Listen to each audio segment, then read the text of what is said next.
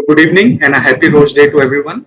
I welcome all on this special day, a day which is celebrated to bring hope and happiness in life of cancer survivors. We are live on Zoom and Facebook as well. And today we are going to talk about the most dreaded disease in female, breast cancer. We would also talk about how we can get freedom from breast cancer and what are the things which should be known about breast cancer. And to guide us through all this, we have with us respected Dr. Minish Jain, who is a consultant medical oncologist at Ruby Hall Clinic, Pune. So welcome to this live talk and thank you for being with us. Thank you. As we know that month of October is dedicated to spread awareness about breast cancer. So we would request all the participants that if they have any questions related to breast cancer, they can type it in the question box or the comment box and we will try to answer them one by one. So let us start our session, and my first question to sir would be, sir, exactly what is breast cancer all about? What it is? Basically, when we talk of cancer, let's understand what is cancer. Cancer is a abnormal cell growing in our body, which is not respecting the normal behavior of a cell. See, when a cancer cell means an abnormal cell grows in breast, it is called breast cancer. It is more common in females, but it can also happen in males. It is rare in males. Around 1% of males, 99 females. That's what is the ratio. This is a cancer where abnormal cells are growing in the breast and then they can go into the body. So there are two types of breast tissue or cancers. One is in situ cancers, so which are called stage 0. So in situ cancers can be ductal carcinoma in situ or lobular carcinoma in situ. Now, if a cancer happens in duct, then it is called ductal carcinoma in situ. If it happens in a lobule, then it is called lobular carcinoma in situ. But if the cancer is going to invade the duct or the lobule, then it is called invasive lobular carcinoma or invasive ductal carcinoma. Most commonly, it is ductal carcinoma which is invasive. And these carcinomas are then based on where they are, how much they're staged. So what can be the risk factor or cause of breast cancer? It is said that smoking and drinking can be one cause, but apart from that, what other cause can be there for breast cancer? There are multiple, there is no real cause. There are all risk factors. See, cause means you can link it. There is no such linking. One is being female. That is a risk factor. Age, as it grows, there is a risk factor. If there is a family history, if somebody in the family has got cancer, then if there are 2 people in the family, 3 people in the family, if there is a Lynch syndrome, if there is a BRCA family, then all these people are at high risk. If a person himself has a history of cancer, personal history, then there is another risk. If a person had a Hodgkin's disease and radiated to chest, that is a risk. If they are overweight, if they are obese, if they are eating a lot of processed meat and animal origin fat, if they are not taking too much of fruits or vegetables, if they are not doing enough exercise, if they are smoking, if they are having alcohol, if their menses started before age of 12, if their menses continued up to age of 55, if they did not do breastfeeding adequately, if their first pregnancy was late after age of 35, if they are taking hormonal treatment, there are multiple things. So let's try and understand that there are 2 aspects to any cancer. 20%, 15% of cancers can be genetic. 80% of cancers do not have a genetic link. Now, even if you have a bad gene, does not necessarily mean it will convert into cancer. So what is it? Like, there was a study in twins, identical twins, when the genes were being transmitted same to both the identical twins. What they found was that both the twins are not going to get cancer. There's only 20% chance that they will get cancer, breast cancer. But 90% of the factors which happened, like, if out of 2 twins, one got cancer, one didn't. When they found what was working, environmental factors were responsible in 90% of times. So having genes also is not adequate. So you are creating your own cancer. Now let me put it this way. If you look at Indian food, Asian food, we are 10 times less risk of breast cancer compared to Americans or Europeans. Now, why is that? We are having a better food pattern. We are eating whole grains, we are eating probably soy, we are eating more legumes. So we are into a better position. Food is protecting us. But as Asians or Indians migrate to America, their risk is going to be equivalent to Americans. So which is right now supposing breast cancer risk in rural population India is 1 in 70. In urban population, it is 1 in 17. In America, it is 1 in 8 females in their lifetime would get breast cancer. So this is a vast difference. Our culture, our food patterns, our exercise pattern, the females in rural population are hardworking, lean, they are eating more vegetables, they are eating more organic vegetables, which we urban populations probably are not getting. We are getting a lot of pesticides in that. We have got pollution from air, we have got pollution from water, our life is sedentary, we are becoming obese, we are taking more processed food, we are eating more junk. All these things, barbecues, everything is adding to cancer. Connecting to this point only, sir, it is also said that oral contraceptive is somewhat responsible. Is it true? Yes, oral contraceptives can cause cancer. And especially what happens is, let's consider females have uterus, then they are generally given estrogen progesterone combination. And if they are not having uterus, then they are given estrogen. Any hormonal therapy, even if it is given to postmenopausal women, it should be given for a short duration and it should be with a proper concern. The concern being, don't use it indiscriminately. And if you are using hormonal pills, do not use them longer. All these are increasing your risk of breast cancer. So definitely it should be used with caution. I'm not against using it. I am against using it indiscriminately, should be avoided. Uh, Connecting the same point and moving for further, one more question is: does stress has any effect on breast cancer?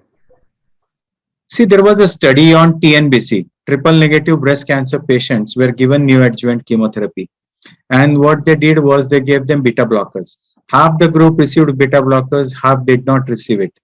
So the group which received beta blockers had a better outcome. So when the stress was reduced, the outcome was improved. Now let's put stress and cancer. There is no direct link of stress causing cancer.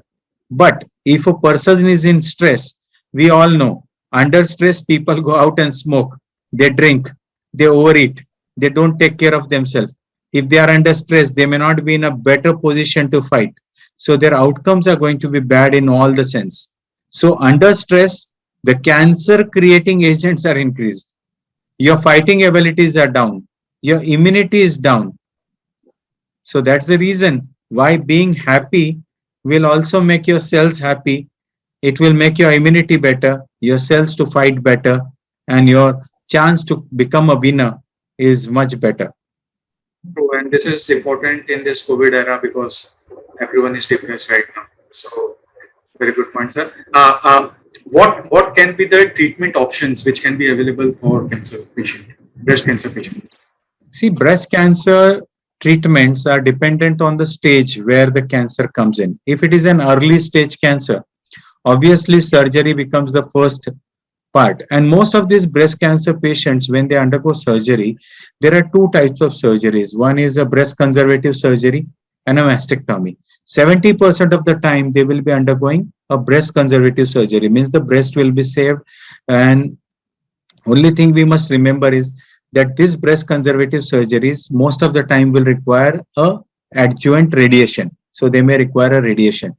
The second point which is important in surgery is that all patients need not undergo an axillary dissection. So some patients will have only a sentinel node biopsy, and a sentinel node, if it is negative, they may not even do a axillary dissection, because axillary dissection has a possibility of creating lymphedema. So the hand can get swollen. So 8% of patients who undergo axillary dissection will probably have a lymphedema possibility in their lifetime.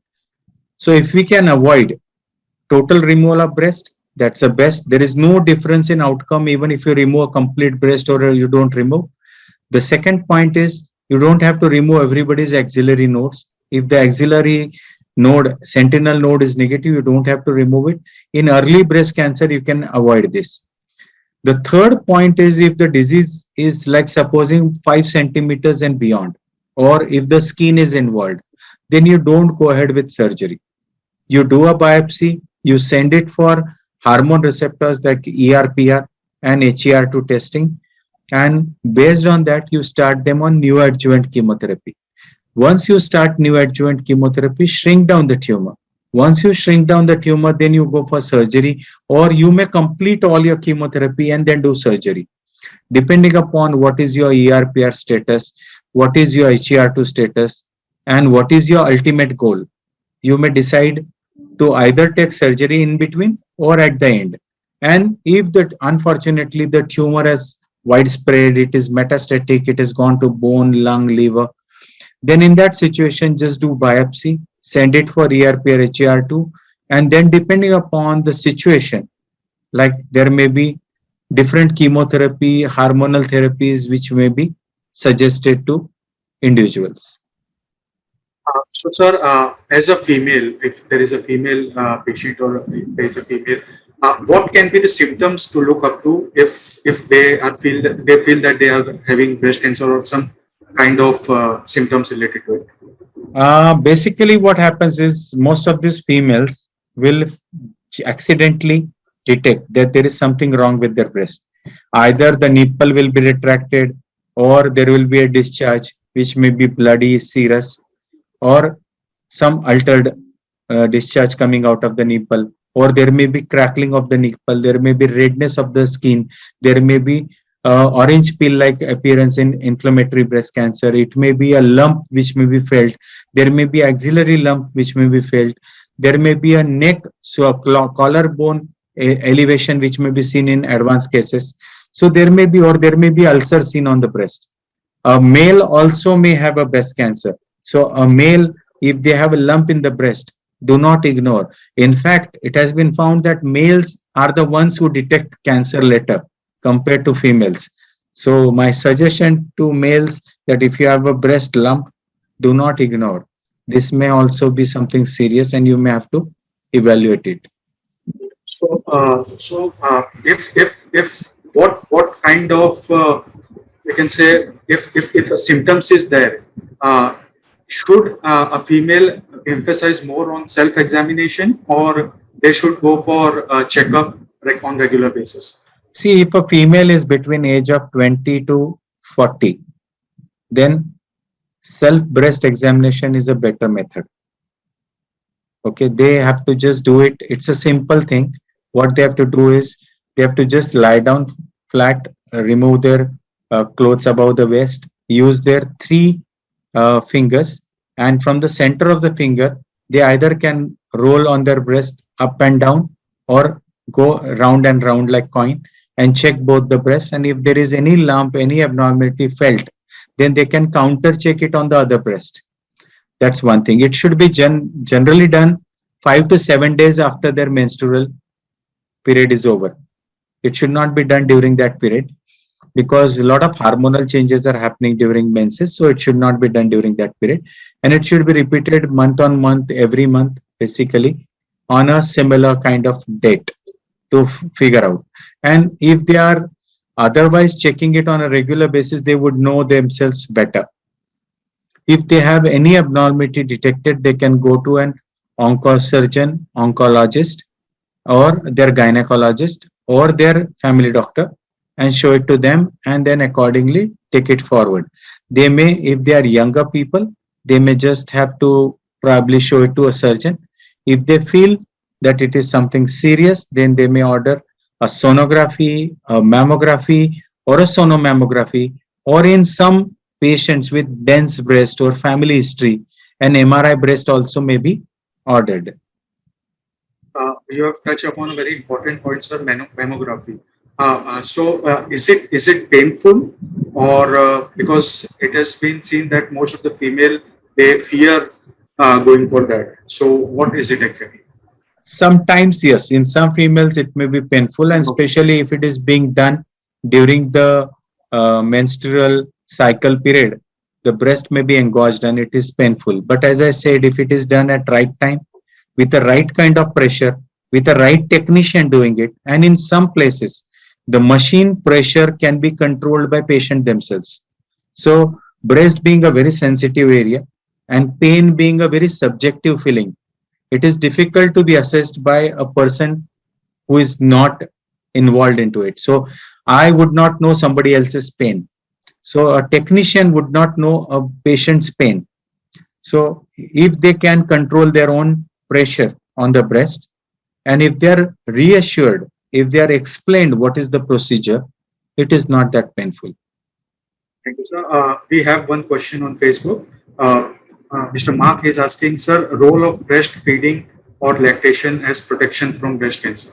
Is there any role? Yes. See, basically, if you are giving a breastfeeding for 1 year or beyond, it definitely protects, because what happens is your ovulation is stopped during when you are doing lactation.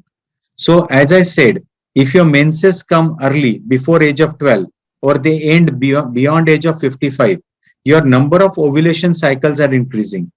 And if you are becoming pregnant, breastfeeding, you are not having ovulation during that period. So your ovulation cycles are reduced. So that leads to reduction in estrogen exposure, which leads to reduction in breast cancer. One more question we have. Gentleman is asking, if no lump is detectable, what are the other symptoms which can indicate that it is a breast cancer? See, in inflammatory breast cancer, you may not have a lump. It may be just a redness, like an inflammation of the breast tissue, which may look like a orange peel, which may be edematous, which may be painful. There may be scabbing, there may be an ulcer, there may be. So all these things also could be either an infection or a cancer. And sometimes, as I said, early breast cancer, if it is a very small lump, less than a centimeter, it may not be detectable. So people who are beyond age of 45 should undergo mammography. If there is a family history, then they should start their mammography even earlier. And initially, it should be done on a regular basis every year, then every 2 years after age of 55. Beyond 75, role of mammography should be restricted to only few people who are at extreme high risk. So, as you highlighted about the tumor, is there any role of tumor size, and does that matter in the diagnosis? See, definitely it matters. If you are diagnosed with an early tumor, smaller tumor, the treatment may be just curative. You may be just cured by doing surgery. You may not require sometimes chemotherapy. You may not require sometimes radiation. You may not require sometimes a lot of things are saved. Your breast will be saved. Your axillary dissection will be saved. So detecting cancer early matters a lot. If your cancer is detected in advanced stage, your treatment, your cost, your toxicity, everything is going up. Sir, Avinash? Yeah. yes, sir. There are some questions in chat box, like, one asking, if my mother had breast cancer, what is the possibility of having breast cancer to me? See, the cancer risk doubles. If mother had a cancer, the risk is double. But if the family has more people, it may triple. So what we need to do is, if the patient, index patient, had BRCA1 2 positive, or there are multiple genes. So BRCA1 and 2 is the most commonest, but there are multiple different genes which are also there. So check, P10, ATM, there are multiple genes, PAL2. So there are multiple genes which also could be affected, but the most common being BRCA1 and 2. If these genes are there, then they indicate that there is a possibility of hereditary cancer. And in this kind of situation, what we do is, if supposing mother had BRCA positive and the female, who is the next person concerned, like the child, sibling, the child or the siblings, if they are BRCA positive or negative can be detected. There is a possibility that the child may be positive or negative. If the child is positive, then we allow them to complete their family. We allow them to uh, finish their family, and then we ask them to meet the genetic counselor. They go through a counseling session and the surgeon to possibly consider risk reduction surgeries. So you can remove the breast and reduce your chance of getting cancer. So you don't have to wait for a cancer to happen in a genetic cancer. Sir, one more question we have. Someone is saying that in your last video, you have told that walking is not an exercise. So, what do you think is best exercise for healthy life and to stay away from this type of See, when I say walking is not an exercise, basically what happens is most of the people take walking as an exercise on their phone, chatting. They are not increasing their heart rate. They are not sweating. Now you need to understand one thing. See, when you increase your heart rate to 120 to 130, then you are doing a moderate intensity exercise. When you go to 150 to 170, you are doing a vigorous exercise. If you are doing a moderate intensity exercise, you need to do 150 to 300 minutes of exercise in a week. If you are doing vigorous exercise, reaching to 170 heart rate, then you can do 75 minutes of exercise in a week. Then that is considered something significant. Now people, they walk, they are doing something on their phone and they count their steps, and then they say, oh, it will cause you a good feeling. See, basically when you walk, your calf muscles are secreting endorphins. So which is a feel good hormone, which will make you feel good. Then once you feel good, you will go home, eat more because you have done something great. So you have done walking for 1 hour and 23 hours. Then you are licensed to eat and relax and put on weight. And you must understand, Asians are not the same like Europeans or Americans. See, when they talk of BMI, their BMI being 30 is something which will put them at risk. Asians with BMI 25 and above are getting onto risk. So when we are doing study at ours, one of my student is doing a study on cancer patients, and we are looking at BMI. And you'll be surprised to know that 40% of patients right now are falling into criteria of high risk with their weight. 40%, which is a preventable cause. Internationally, it is only 15%. We think we are not obese. Everybody thinks, oh, I am like this right from childhood. Now, if you are like this from childhood, or if you are obese or you are overweight, that is wrong. You have not been told what is exercise, what is right weight, how to eat, what to eat. You are not been told, and you are creating cancer. Only 5 to 10% of cancers are genetic. 90% of cancers are lifestyle creation. So tobacco, 30%. Alcohol, 4%. Diet, 30 to 35%. Okay. So diet itself can play. As I told you, Asian diet is reducing the risk. But we are going to European diet. We want junk food. We want fast food. We want everything processed.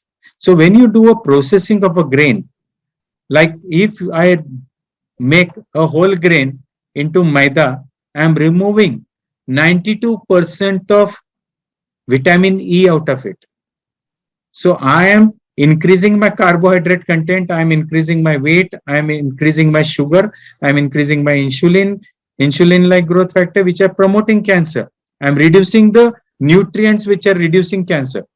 So there are 25,000 phytochemical nutrients available to you with your routine natural diet. So even if you start eating 50% of your food as greens, as fruits out of your daily requirement, if you just start doing 12 to 14 hours fasting every day, if you start doing 40 minutes of exercise every day, if you stop smoking, if you stop alcohol, if you start junk food, if you just give up on your sugary beverages, which may be tea, coffee, anything. Coffee is not bad, but the sugar in that is bad.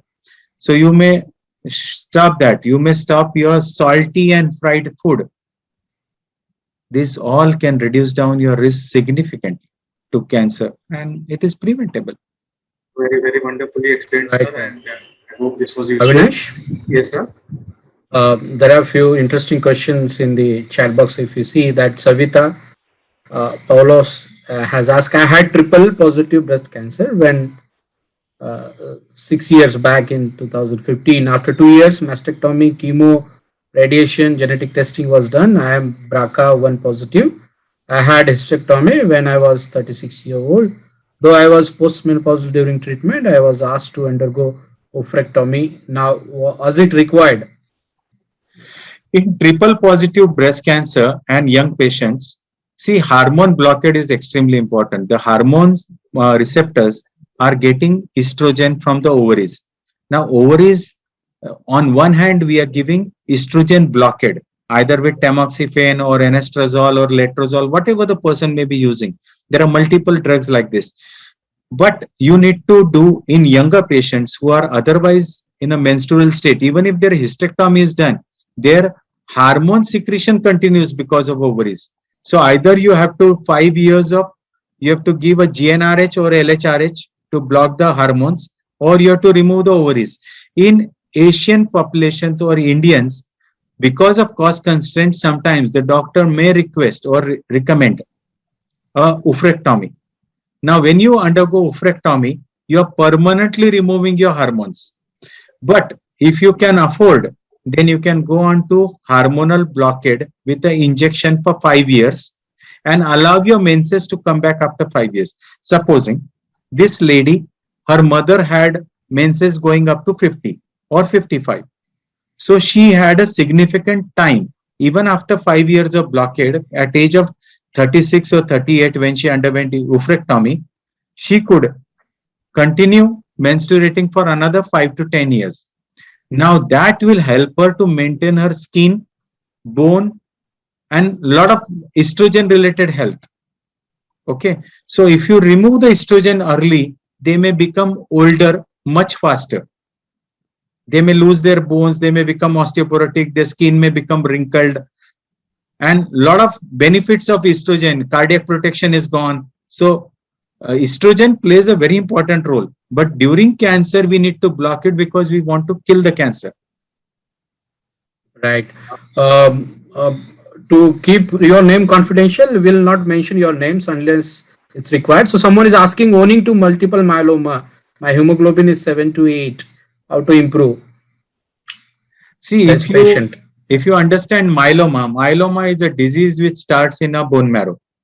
Now, when your bone marrow is filled with plasma cell, which is the bad cell, so if your bone marrow is filled with bad cell, the good cells don't get a space to grow. So either you will have to kill your myeloma cells or plasma cells and create space for good cells. That's one thing. If your myeloma has increased calcium, it can block your kidney, your creatinine will go up, and that will not allow your hemoglobin to rise. The third part which can kill your hemoglobin is your chemotherapy. So there may be multiple reasons why your hemoglobin is not rising. Or the fourth part may be you're nutritionally weak. During chemotherapy, you're not able to eat. You're nutritionally weak. So your nutrition is falling short and the cells cannot manufacture. You may be deficient with B12, you may be deficient with iron. And in some patients, we may have to use erythropoietin. In some patients, the marrow might have gone into, because of repeated use of chemotherapy, gone into a shutdown phase where the hemoglobin is not rising. In some cases, the steroid may have caused a leak in the GI tract and it may be losing out blood through the GI tract. So there may be multiple reasons. I think you will have to go back to your hematologist or oncologist who is treating you and check with them why your hemoglobin is not rising. It may be one of these reasons. Right. One more question we Yes. have. Which is the better option, mammography or sonomammography? In younger patients, mammography has a limitation. Dense breast, younger patient, dense breast, mammography has only 85% accuracy. So in some patients, we may have to use a mammography with sonography to define certain things. And in some patients, when this is also not defining, we may have to use an MRI breast. So MRI breast is the most best option for younger females. Sonomammography is after MRI breast. Mammography is the least. But mammography is a quick screening. One more question. Name we will not take. The question is: I underwent chemo with Herceptin. Chemo ended in May 2016. I have been on ultras since then. How much longer to continue with that? Ultras you need to take 10 years. Just make sure that your bone health is maintained and you must exercise well, sit in sun for 10 minutes, take some calcium supplements or take calcium in natural forms. It may be milk or buttermilk or whatever you like, and take calcium in some form. It may be through food nutrition way, or it may be by oral means, any of these things. But make sure and you exercise 40 minutes a day to maintain your bone health. Also check your BMD on a regular basis. If your BMD is going below -2, make sure that you're taking some kind of bisphosphonates to maintain your bone health. Right. There is a patient who was asking that he has Ewing sarcoma, sarcoma cancer in stomach. Had gone 10 chemos, and he is asking what to do to get out of this. See, first thing is Ewing sarcoma requires to be treated completely, which is almost a year of treatment, which is a combination of chemotherapy, surgery, and radiation. Beyond, once you have completed the Ewing protocol, then there is no treatment after that. The only treatment a person can do to himself is becoming more fit. Now, let's try and understand where is the cancer coming from. The cancer is coming from within us. So there is nobody giving us this cancer. There may be some genetic abnormalities in Ewing sarcoma people. So the genes cannot be changed. But what we can change is what we think, what we eat, and how much we exercise. If you remain disease free for 5 years, and there is a 80% chance for a Ewing sarcoma to get cured in a localized form. Even if it is metastatic, there is almost 40 to 50% chance for a person to come out of it permanently. So I think the first battle is won in your mind. If you decide, you have to win. And if you're thinking, if your persistence, perseverance, patience, and fighting abilities are more than your cancer, you will definitely win. Most of the people give up. They are scared. They are afraid. They are uncertain. They are fearful. They think that I may just fail. No matter what I do, I'm going to fail. So this feeling is, I would suggest, should not be there. You should be positive. Your attempt should be only to win. So first thing is your own confidence. I'm not talking of overconfidence, self-confidence. Focus. Understand your cancer better. Read about it. Do what you can do to revert your bad lifestyle. Revert those things. Okay. It may be anything. So revert them. And keep your focus on for 5 to 10 years, depending upon your cancer. Try to remain disease free for that period. Once you cross that period, you will not get cancer. Positive thinking is an important aspect. What next question is: what are the chances of recurrence of breast cancer in ARPR and HER2 positive post-menopausal women once the diagnosis and treatment is done? See, there is no fixed criteria of recurrence rate. It depends on several factors. It depends on what?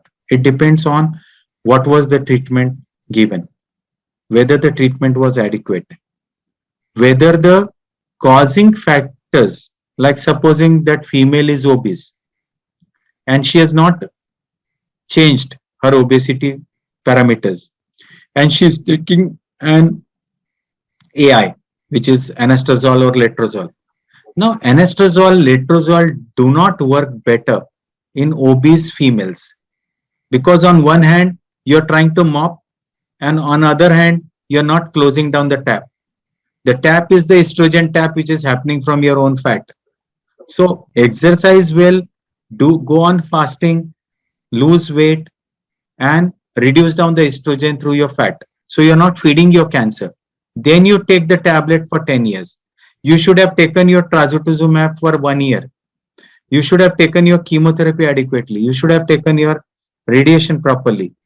Okay, all these parameters, if they are done properly, and depending upon what was the nodal status, if see, it is like this: one node positive increases your risk to 5%.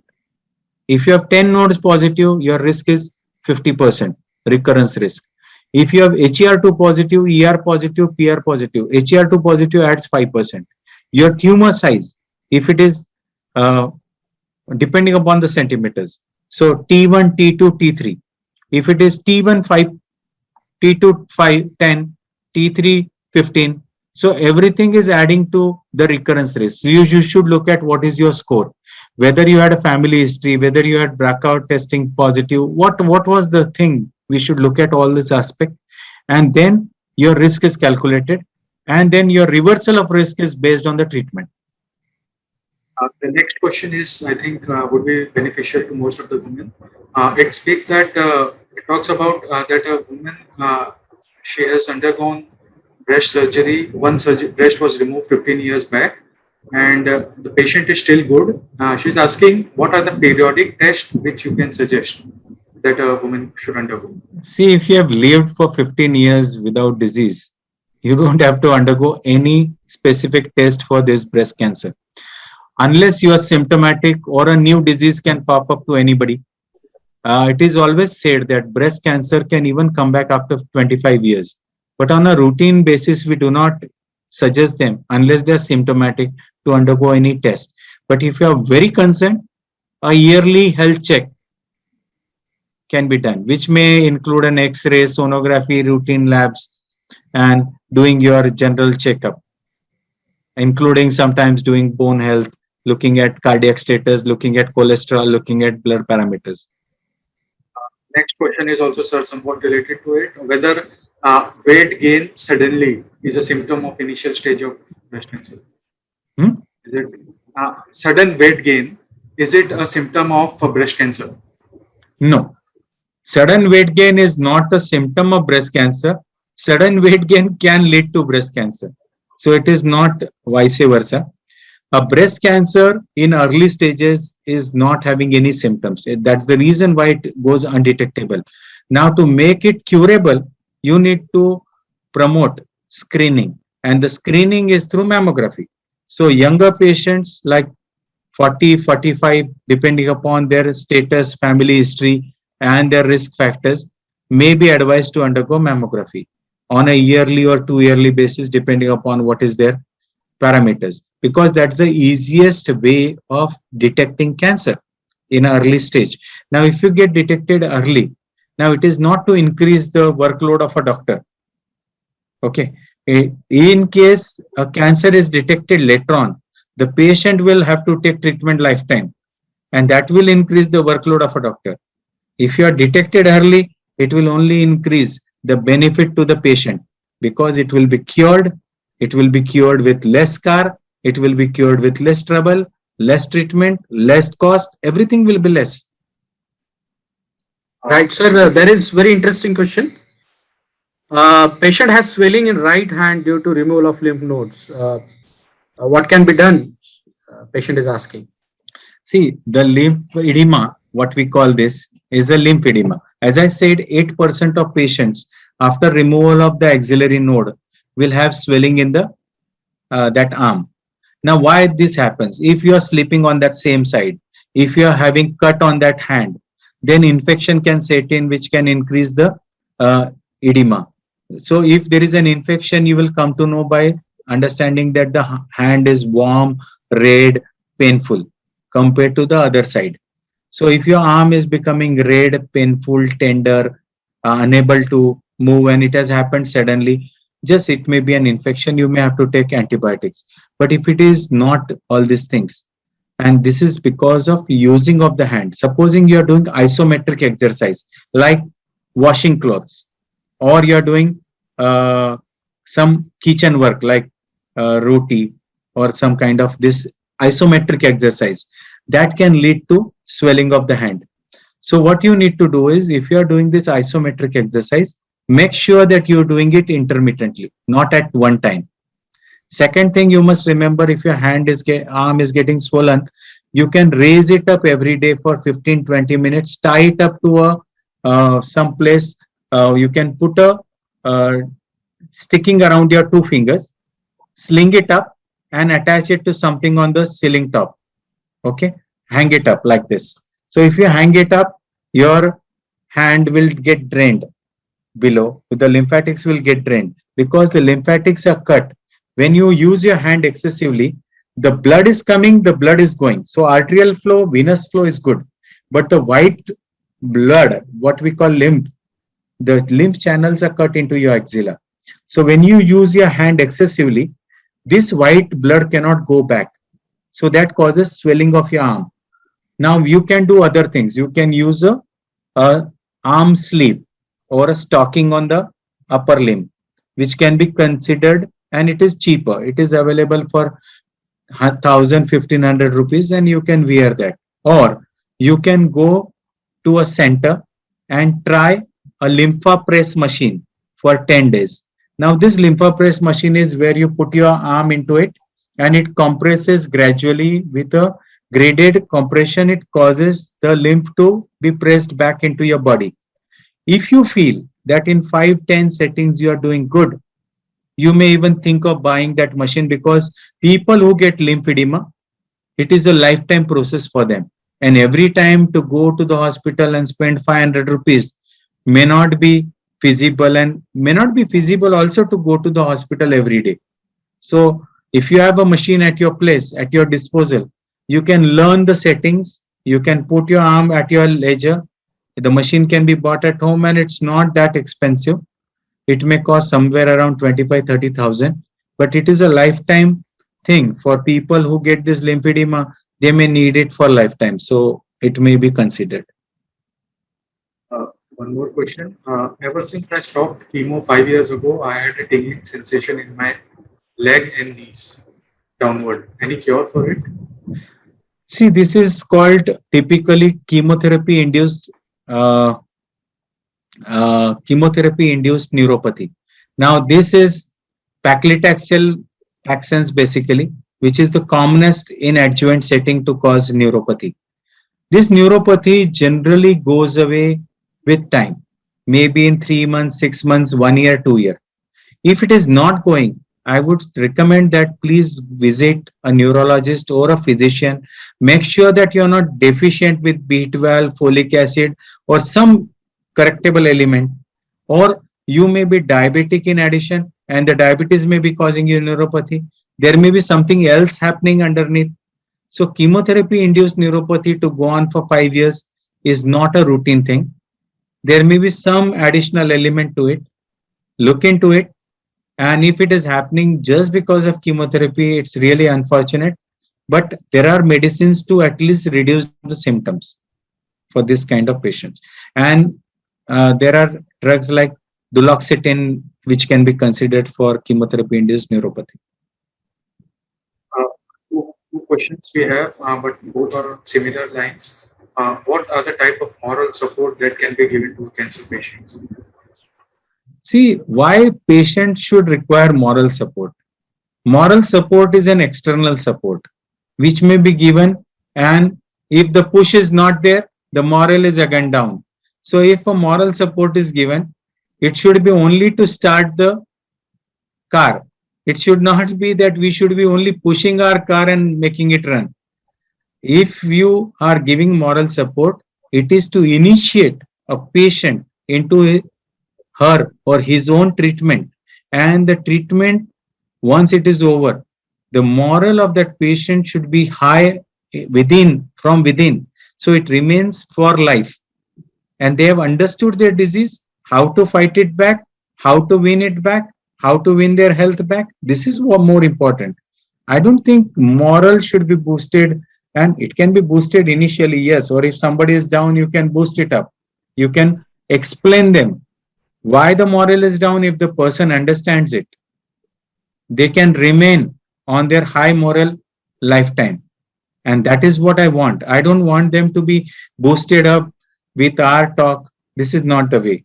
We can only, and we have counselors, we have social worker team, we have counselors, we have breast cancer group support. We have, you can go to religious group, you can go to temples, you can go to whichever religion you are following, you can use the religious preachings. You can go to counseling sessions one-on-one. You can go to breast support group.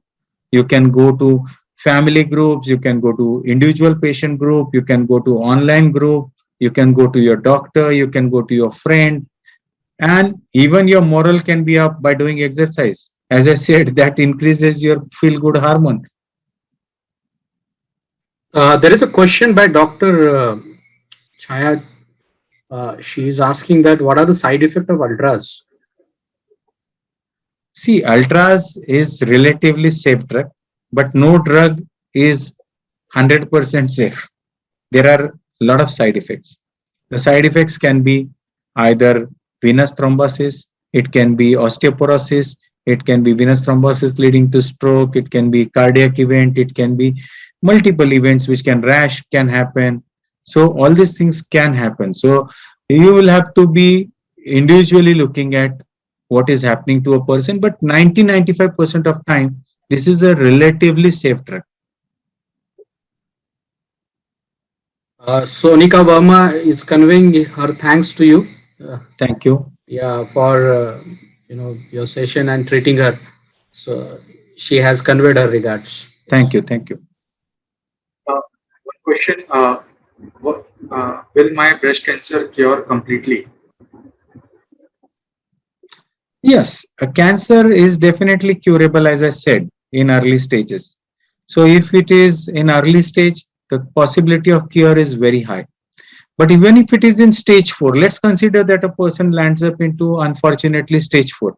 Even in stage 4, 50% of patients are going to survive beyond 5 years. Okay, 30% of patients are going to survive beyond 10 years. Now, if somebody comes in a very, very advanced stage, and that is unfortunately not detected, spread to liver, spread to lungs, spread to brain. See, everybody wants time. And this time helps them to settle out their life. Now, it may be their children's education, their children's marriage, their settling down of business, their settling down of some commitments, their commitment to go somewhere, they wanted to do something in life, they had commitment to write a book, act in a play, do whatever you want, or go to a exotic location, whatever may be the thing. A person has lot of hopes, and we are looking out that we'll be doing it tomorrow. We are all busy with our life, and we are postponing things for tomorrow. And then we require time to do these things of tomorrow today. So for this, everybody wants some time. Even if it is in an advanced stage, nobody wants to give up. And if you are lucky, and as I said, that you have all the possibility to reverse all your processes, because this cancer is being created within you. Now, if you are the creator, you can be the destroyer of that disease. Okay, so within you, you have Brahma, Vishnu, and Mahesh. You are creating, you are destroying, and you are balancing out. So this is all within you. There is nobody giving you any disease. It is being created within you. So if it is being created within you, you must understand this is our own factory. We are the owner of this factory. If the owner of the factory is sleeping, the workers within are not going to work. So you need to wake up. You need to wake up within. Now, as I said, if you change your lifestyle, if you start doing exercise, if you start meditating, if you start doing 14 to 16 hours fasting every day, cancer cells are eating through glucose. Okay. If you're diabetic, if your sugars are uncontrolled, that's bad. If you're obese, that's bad. So if you are lean, if you are becoming lean, that will help you. All breast cancer patients on their exercise, their cancer risk is reduced. Their weight loss helps them to reduce down their risk. Their diet helps down to reduce down the risk. So a Mediterranean diet helps down to reduce. Asian diet helps down to reduce risk. So these simple things you can do, and you can start reverting all your processes which were otherwise cancer causing.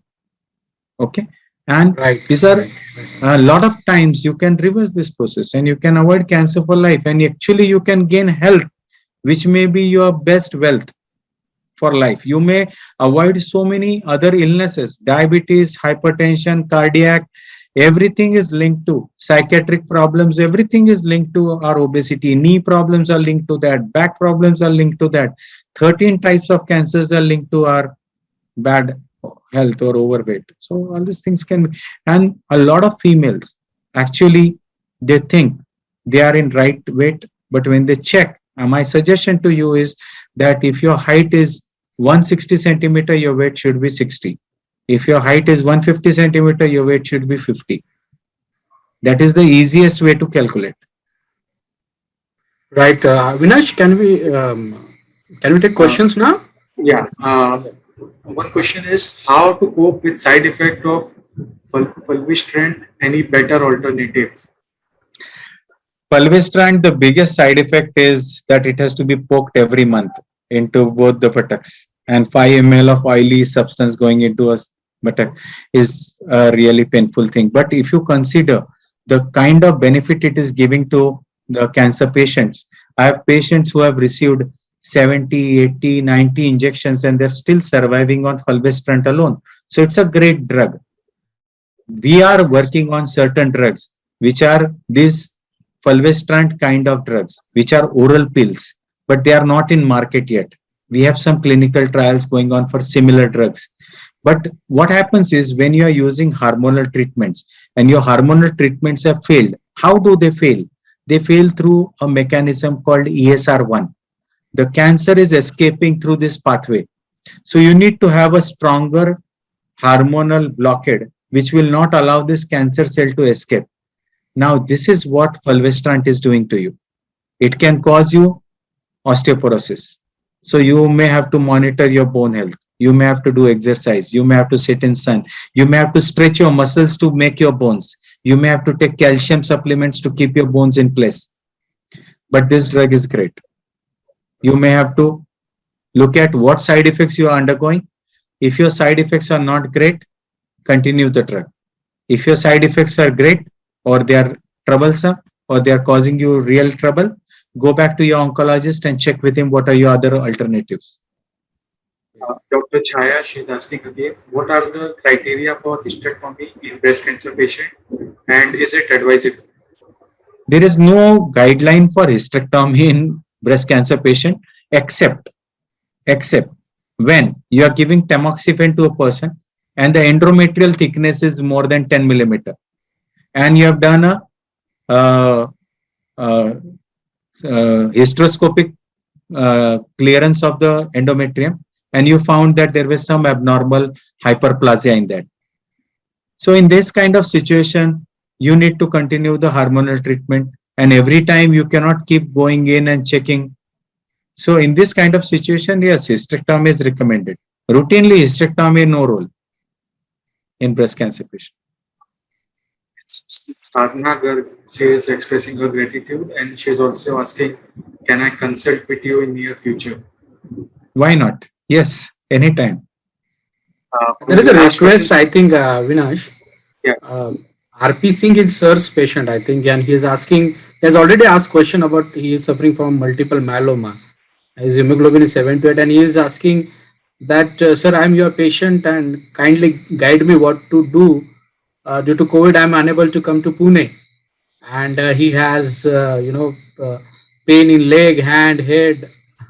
He is in Just Bihar. evaluate the disease status because if there is bone pains, then there is a possibility of cancer popping up again. And that may be the reason why hemoglobin is dropping down. I do remember this patient is from Patna. Yes, yes. So he has requested. So what to do? So uh, it's better to consult.